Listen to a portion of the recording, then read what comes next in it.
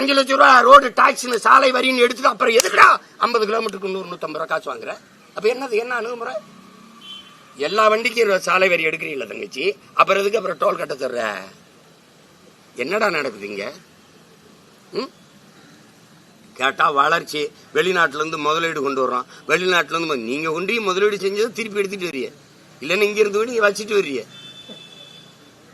ஐயா எடப்பாடி ஐயா கேட்கட்டும், அவர் ஆட்சியில இதே முதலீட்டாளர் இருந்து அம்மா ஜெயலலிதா முதலீட்டாளர் மாநாடே போட்டாங்க. இதுல என் தம்பி இன்னும் சொல்ல 36 லட்சம் பேருக்கு வேலை கொடுத்துருக்கோம் டாப்ல. இங்க 75 லட்சம் பேர் டிஎன்பிசி தேர்வு எழுதிட்டே வெளியில் நிக்கிறான். 15 லட்சத்திங்க 3937 இடம் தான் வாய்ப்பு. அதுல 15,52,000 பேர் தேர்வு எழுதியிருக்கான்.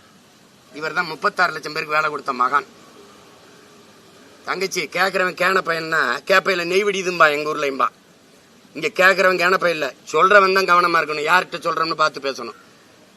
சும்மா எதையாவது பேசிட்டு இருக்கிறதுக்கு நாங்க பார்த்து படிக்கிற பக்கிரின்னு நினைக்கிறீங்களா? எங்களெல்லாம் உலக அரசியல உள்ளங்கள் வச்சுட்டு தர பசங்க நாங்க.